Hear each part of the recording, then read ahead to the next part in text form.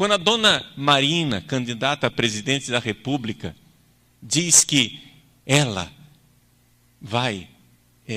não gosta de trabalhar com as instituições, que as instituições são frias e as pessoas é que são importantes, ela está fazendo um discurso revolucionário. As pessoas não notam isso.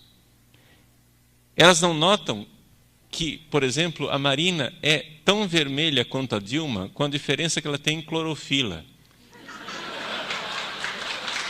Nós somos um país muito agraciado, a gente elege funcionários públicos para nos servir, e aí a gente ganha de presente deuses.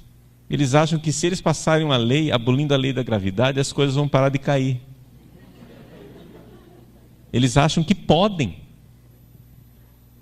Eles acham que podem. Não é?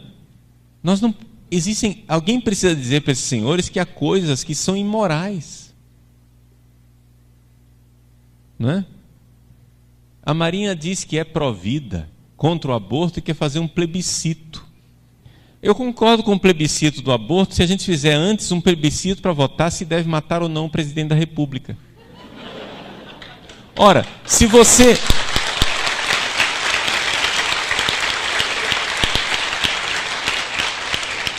Se é imoral perguntar se eu posso ou não matar o presidente da República, também é imoral perguntar se eu posso matar uma criança no ventre da mãe. A própria pergunta é imoral. Ela não deve... É claro que se fizerem um plebiscito hoje, nós vamos ganhar. Evidente. Mas ele não deve acontecer. Porque ele é imoral. É imoral porque quando uma sociedade começa a achar que é normal, que nós temos poder de decidir se as crianças irão viver no ventre das mães, essa sociedade passou uma barreira da moralidade. Portanto, não basta ser simplesmente, eu sou contra o aborto. Você precisa também ser contra a idolatria de achar que o homem está no lugar de Deus e que o homem pode tudo. E se nós fôssemos mais tementes a Deus, seríamos uma sociedade muito melhor. Eu acho que é muito importante,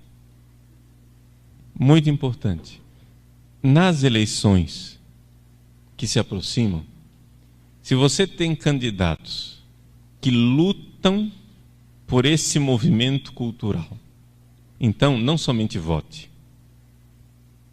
Não faça somente isso, é muito pouco votar. Você precisa ser um militante do voto. Se você tem candidatos positivos, você precisa pedir voto. Você vai sofrer com isso. Claro, algumas pessoas vão dizer, sai daqui você, etc e tal. Mas vocês têm que lembrar o seguinte, gente. As pessoas não têm em quem votar. As pessoas pegam papel no chão para saber em quem votar.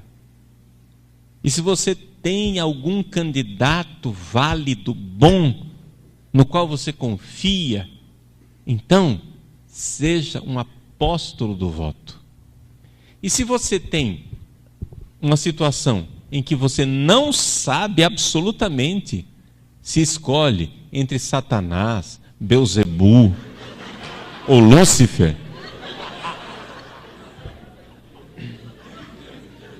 o que eu devo dizer a você, a primeira coisa é que o voto nulo e o voto em branco não resolve, só facilita a vida deles. Mas como que eu vou votar numa pessoa com a qual eu não concordo em tudo? Não é um casamento, não se preocupe. Tá? Você vai fazer o seguinte, se realmente não tem opção, não é? Você toma um engove e vota no menos pior. Onde, muitas vezes, o menos pior é a alternativa de você dar a ocasião de eles brigarem entre si, enquanto a gente ganha mais tempo. Porque nós precisamos de tempo. A realidade é essa. Nós precisamos de tempo. Por quê? Porque nós precisamos fazer a tarefa de casa. E a tarefa de casa não é simplesmente uma urna. A tarefa de casa é um movimento cultural. Para nós cristãos, Essa palavra cultura, nós sabemos antropologicamente que ela se chama espírito. É um movimento espiritual. As vacas não têm cultura porque elas não têm alma. Ou seja, é um movimento espiritual. Como nós estamos aqui falando de política, e não estou aqui para dar aula de espiritualidade, então a gente chama de movimento cultural. Mas dentro desse movimento cultural, claro, tem a religião, tem a espiritualidade, que aliás é o motor da história. Marx achava que a religião era o ópio do povo. Eu simplesmente acho que a loucura de Marx não é o ópio, é um veneno na veia do povo. E que a religião produz muita saúde, sim, senhor. Uma sociedade que realmente teme a Deus e quer amá-lo, é uma sociedade que vai bem. Quem dera no Brasil nós tivéssemos congressistas, presidentes, senadores, governadores que tivessem medo do inferno. O Brasil seria diferente. Infelizmente, o que nós temos são homens e mulheres para além do bem e do mal. Né? Eles são deuses.